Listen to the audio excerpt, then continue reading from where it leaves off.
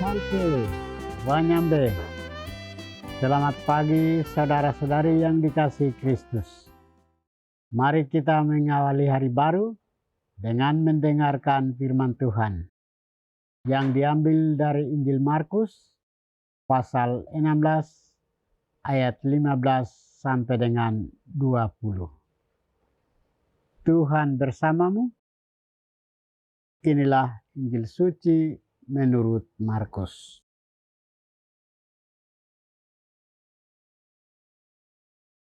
Pada suatu hari, Yesus bangkit dari antara orang mati, menampakkan diri kepada ke-11 murid, dan berkata kepada mereka, "Pergilah ke seluruh dunia, beritakanlah Injil kepada segala makhluk.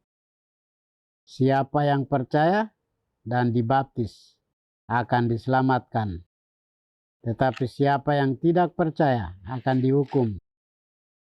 Tanda-tanda ini akan menyertai orang-orang yang percaya. Mereka akan mengusir setan demi namaku. Mereka akan berbicara dalam bahasa-bahasa yang baru bagi mereka. Mereka akan memegang ular. Dan sekalipun mereka minum racun maut, mereka tidak akan mendapat celaka. Mereka akan meletakkan tangannya atas orang sakit, dan orang itu akan sembuh." Sesudah Tuhan Yesus berbicara demikian kepada mereka, terangkatlah ia ke surga, lalu duduk di sebelah kanan Allah. Mereka pun pergi memberitakan Injil ke segala penjuru, dan Tuhan turut bekerja dan meneguhkan firman itu dengan tanda-tanda yang menyertainya. Demikianlah sabda Tuhan. Saudara-saudari yang dikasihi Kristus, tema kita hari ini adalah pergilah ke seluruh dunia, beritakanlah Injil kepada segala makhluk. Hari ini Gereja Semesta merayakan pesta Santo Markus, penulis Injil kedua dalam Perjanjian Baru.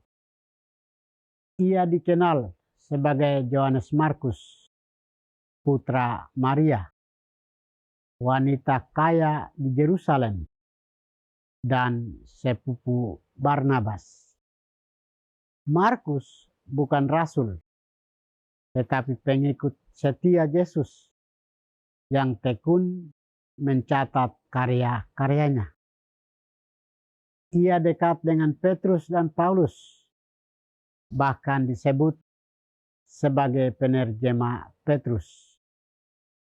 Meski pernah gagal dalam perjalanan misi, Markus kemudian dipakai Tuhan secara luar biasa. Dia menulis Injil dengan gaya singkat dan dinamis, menekankan Yesus sebagai hamba yang menderita.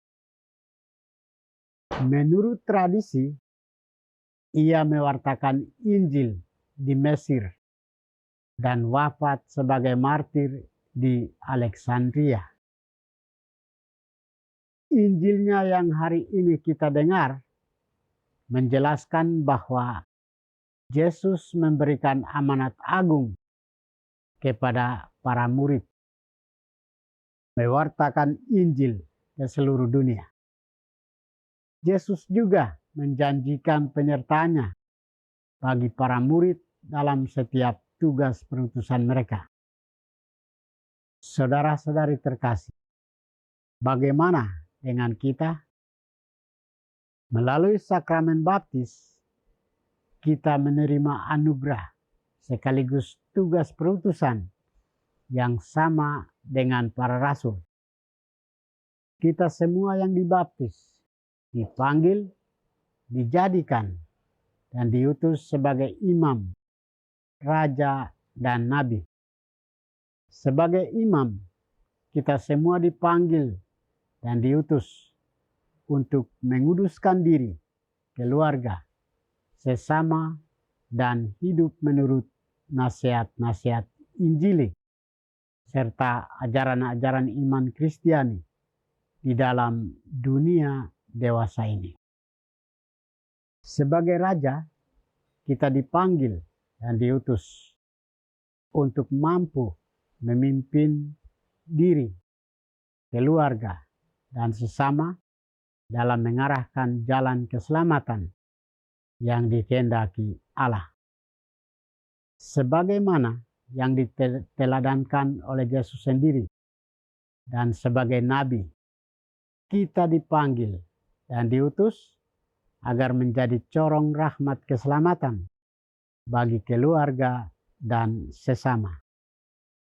Marilah menjadi pembawa kegembiraan, kebahagiaan, sukacita, kedamaian, dan kebenaran dengan mengambil sikap hidup yang diteladankan Yesus.